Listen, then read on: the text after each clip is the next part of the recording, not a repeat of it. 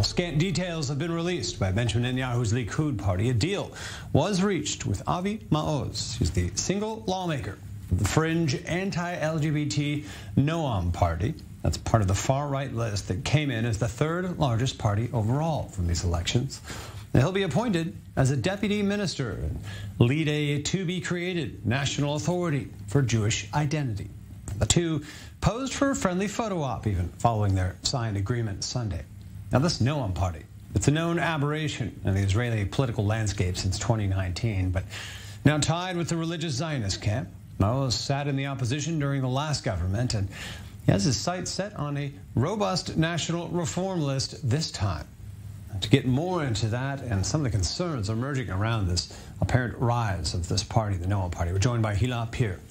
She's the chairwoman of the Aguda, the Association for LGBTQ Equality in Israel, important one. So thanks for being with us here. Obviously, this is a lot to take in right now. I want to summarize some of the declared agenda. First of all, thanks for being with us. I want to summarize some of the agenda of Maoz as far as we know at this point. I mean, he's talking about scrapping unspecified, quote-unquote, progressive study programs in public schools. He's advocated shutting down pride parades. He wants to reinstate the mother and father on government forms in lieu of the newly adopted sort of vague parent list now. He also wants to enable the banned and debunked gay conversion therapy. These are all things that he's talking about doing.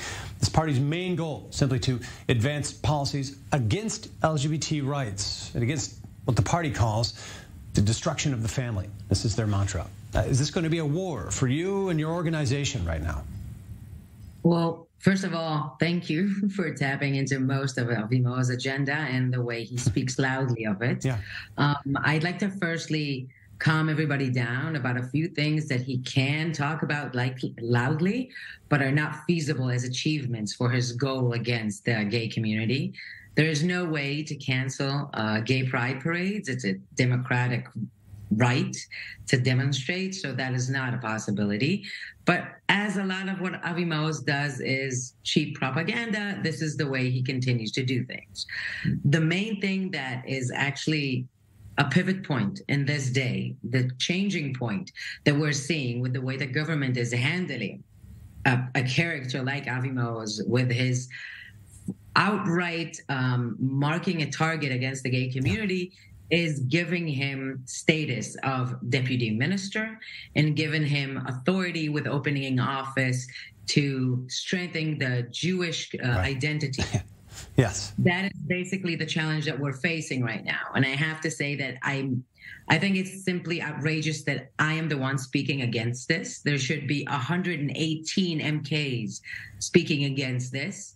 This government is formed by not just Avi Maoz, but other parties that are set and self-declared much, much more liberal parties.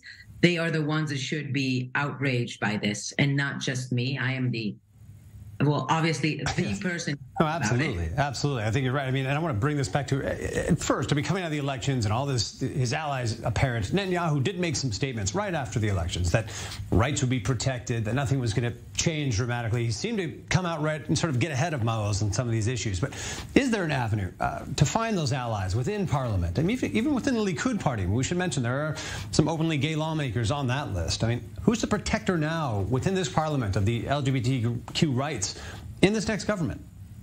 You know, even before we're looking for protectors, I have to say that the damage is already done, and it is continuing. Just by having LGBTQ phobic statements coming out of Knesset, our parliament house, things are changing in the streets. And it's been a month now that we're seeing an increase of people that are being attacked on the streets that are reporting to us as the Aguda, saying that people are yelling at them, Ben Gvir will come and get you. Avi Maoz will straighten things out. Wow. Things have an impact, and parliament members should be held accountable for what their words are creating. And the gap, it's such a short distance between words and actions. And I'm scared to say that I feel like it won't be long until words will translate into physical attacks in the streets against the gay community. That's chilling. You know, given events in the past year, that's certainly nothing to take lightly or to shrug off, of course. True. And within what you said about looking for partners, I don't think I should be looking for partners. I think the liberal people It's been a week after the elections that so many Knesset members ran around studios all around the media in Israel, stating that they are liberal, that nothing is going to happen, that the gay struggle will not be diminished or will not be set back. This is setting us back. Yeah. This right now is setting us back in the public eye and image, and it's actually given affirmation to people who want to harm us in our physical areas. To simply want to give them the affirmation to see a gay couple in the street and yell at them, or God forbid, actually hurt them. Yeah, this is beyond, you're right, it's beyond some of the, you could argue parties that, okay, it's not in their interest, it's not on their priority list, it hasn't, there may be concerns. This is an outright, enemy of the community that's now being empowered in the government here. We saw the staunch rebuke. I want to say it's been, dare I call it a golden age, but a good phase of progressive policies in this country here. And we saw the staunch rebuke coming from the outgoing government, these opposition lawmakers. But can this movement, the progressive momentum that we've seen over years, can it afford to go to the opposition with these guys? How does it keep moving forward in this environment? I don't think that the gay community is supposed to be either left or right. I don't think that is the case.